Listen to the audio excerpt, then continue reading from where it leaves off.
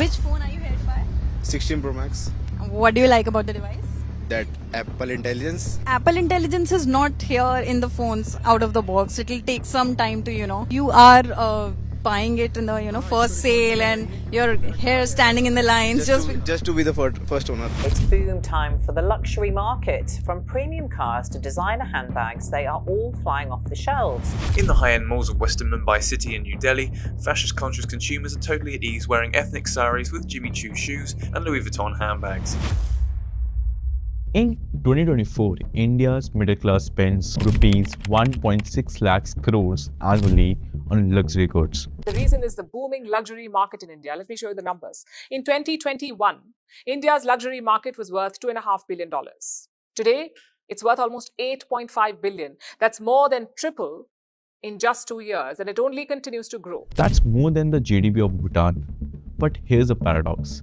60% of the same group relies on the loans to fund these aspirational purchases. So why is the middle class, once defined by thrift, now splurging on a premium cars, smartphones and vacations? What changed in the DNA of India's consumer? This isn't just a spending trend, it's an economic revolution with the ripples far beyond the wallet. Which phone are you here to buy?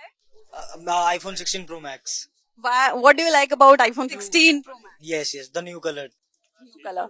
And what all devices? Which device are you switching from? I'm switching from the iPhone 14 Pro. 16 Pro Max.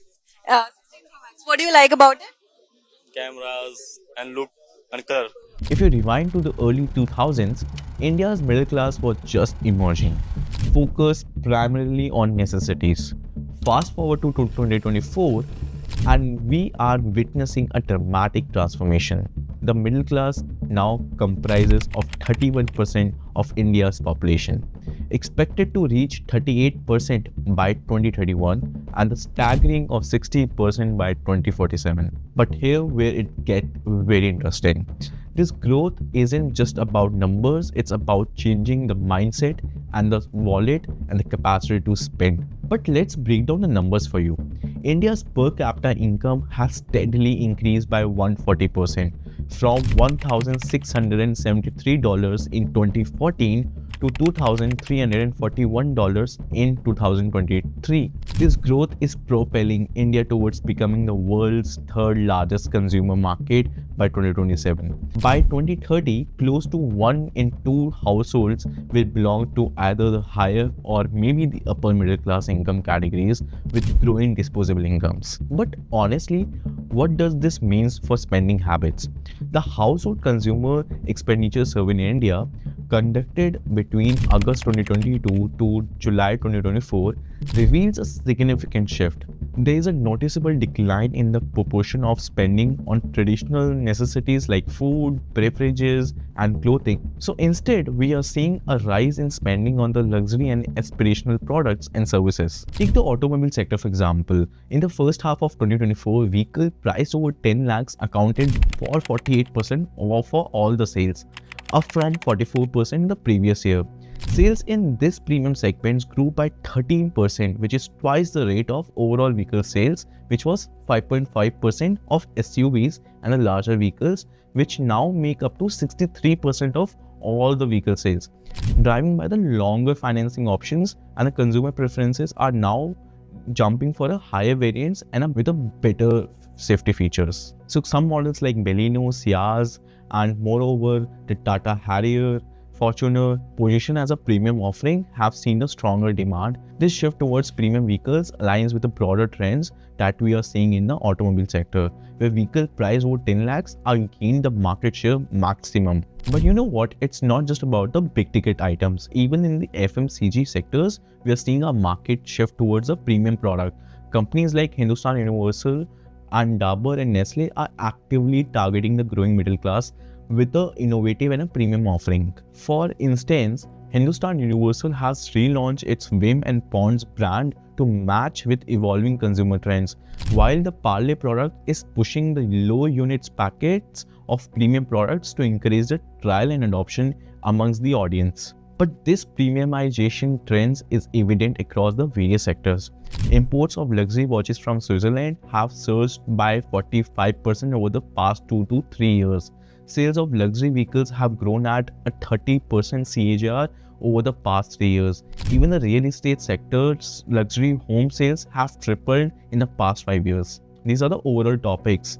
Now let's zoom into a specific examples that can illustrate the shift towards the premium consumption, especially among the younger consumers. So when you talk about the exotic fruits on a quick commerce, platforms like Zepto and a Blinkit have seen a surge in the demand for exotic fruits. For instance, a Zepto reported a 300%, which is like again a very big number, increase in sales of fruits like dragon fruits, kiwi and avocados in 2023. This trend reflects the growing willingness of young urban consumers to experiment with a premium foods item even at a higher price point. Now you need to talk about the premium smartphone segments. The premium smartphone segments, phone priced above 30,000, grew by 18% in 2023.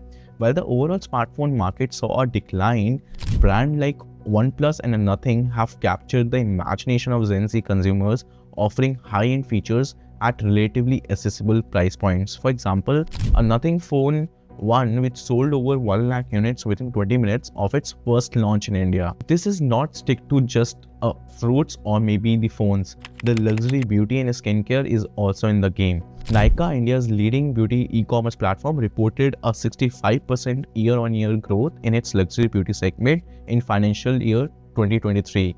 Korean skincare brands and premium clean beauty products have seen particularly a strong demand among the younger consumer, with some product priced at 5 to 10 times that of a mass market alternatives. However, this shift isn't without its challenges.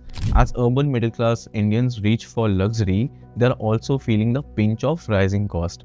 Inflation adjusted wages for listed non-financial companies sharped by 0.5% in the July-September quarter of 2024. It's like trying to fill a leaky bucket. As income rise, so do the expenses. As a result, the fascinating dichotomy in spending patterns. On one hand, we see a surge in premium product sales. On the other hand, there's a tightening of belts when it comes to a daily essential. It's as if the middle class is saying that the iPhone is more important than eating the roti. This shift is sending the shockwaves through the market. Giants like Hindustan Universal and Nestle India are scratching their heads, reporting weaker than expected growth due to the decline in urban demand for everyday product.